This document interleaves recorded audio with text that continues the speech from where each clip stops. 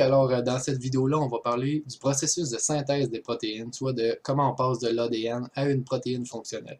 Il y a deux grandes étapes à ça, soit la transcription, où on va lire l'information qu'il y a sur l'ADN, puis le copier, puis ensuite de ça, la traduction, où on va prendre cette copie-là, puis on va s'en servir pour synthétiser une protéine.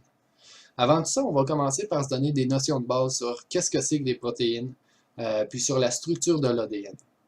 Une protéine, on va souvent associer ça aux muscles, hein. Donc, le monde qui s'entraîne, les shakes de protéines, tout ça, c'est vrai, mais en réalité, c'est beaucoup plus que ça. Les protéines, c'est les constituants majeurs de notre corps. Donc, chacune de nos cellules en a. Puis, il y en a différentes sortes qui vont chacune accomplir des fonctions essentielles pour notre corps. Donc, on a par exemple les enzymes qui vont dégrader toutes sortes de molécules pour les assimiler ou pour récupérer les composants. On a les récepteurs membranaires qui vont nous permettre de recevoir des signaux importants pour l'activité de nos cellules puis de nos tissus. Il y a le mouvement aussi que ça va permettre, donc soit le mouvement des cellules elles-mêmes ou le transport des molécules à l'intérieur des cellules. Ça va aussi permettre la structure, donc le cytosquelette qui donne une forme à notre cellule, puis une capacité de résistance aux tensions puis aux pressions. Puis il y a aussi l'adhésion entre cellules, donc les cellules vont se coller ensemble à l'aide de protéines pour former des tissus.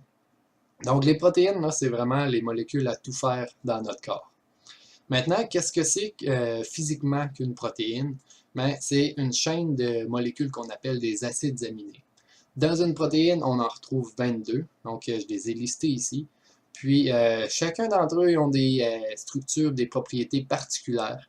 Puis, ce qui fait en sorte que certains ont des charges, certains ont une affinité avec l'eau, d'autres n'en ont pas. Ça fait en sorte que quand la protéine va être finie de synthétiser, elle va se replier sur elle-même, puis elle va adopter une forme en 3 dimensions qui va lui permettre d'accomplir ses fonctions. Puis, ça peut donner des formes assez complexes. Ça en est un exemple ici d'une protéine qui est tout repliée.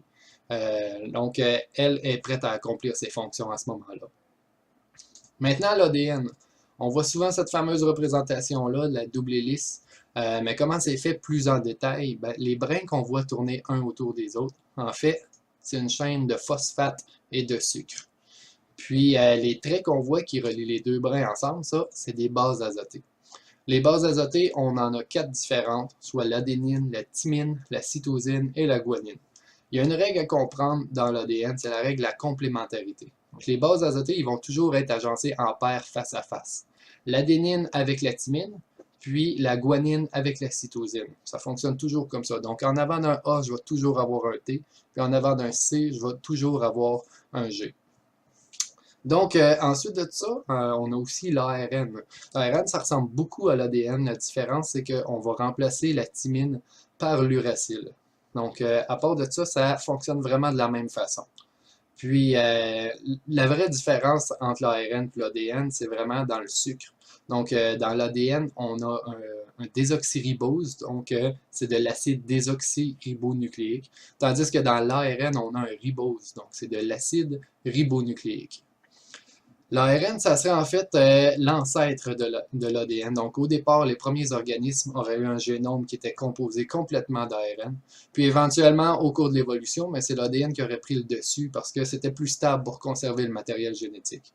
L'ARN, ça existe encore, on en a dans nos cellules, mais ça ne sert plus à conserver l'information, mais ça accomplit d'autres fonctions encore, comme on va voir tout à l'heure. Donc, l'information génétique, on va retrouver ça sous forme de gènes. Puis le génome humain, lui, contiendra environ 22 000 gènes. Puis tout ça, c'est fait de bases azotées qu'on a vu tout à l'heure. Donc dans le génome, on parle d'environ 3,4 milliards de paires de bases. La structure d'un gène, en gros, en bleu foncé, ici, on a la partie codante. Donc ça, c'est la partie qui va vraiment servir à synthétiser la protéine. Puis juste avant, on a le promoteur.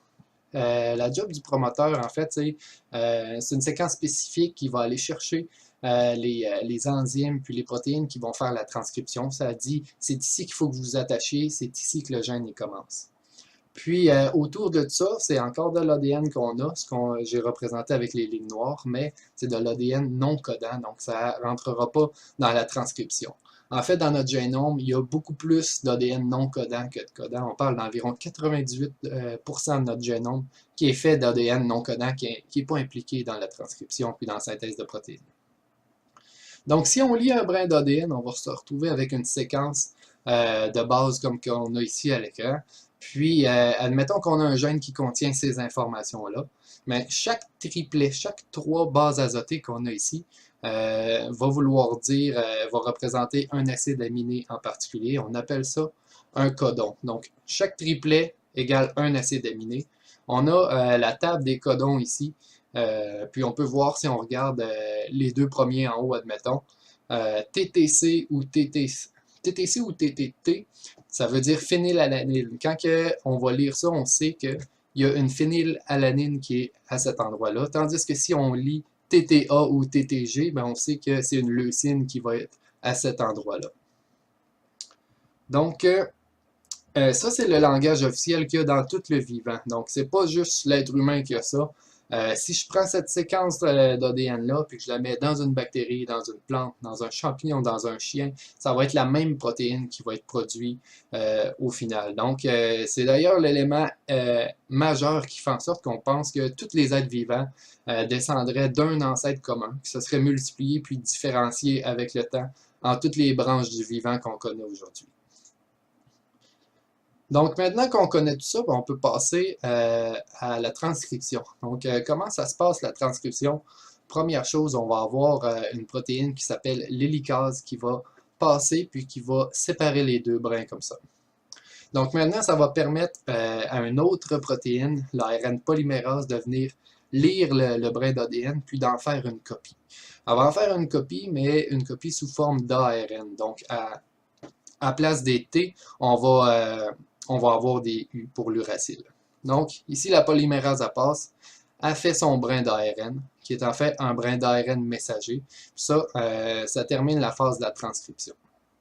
Ce qui va se passer ensuite, c'est la traduction. On veut prendre cette information-là, puis faire une protéine avec. Donc, l'ARN messager va amener ça jusqu'au réticulum endoplasmique, puis à cet endroit-là, il va y avoir un ribosome qui va venir se fermer dessus, puis il va lire les bases azotées qui est dessus. Puis, pour chaque triplet, il va recruter un acide aminé, il va les connecter ensemble, puis il va faire une chaîne de protéines avec tout ça.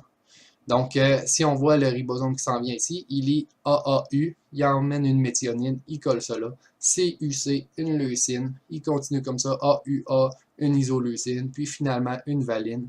Ça, c'est la protéine qu'on aurait obtenue avec ce brin-là.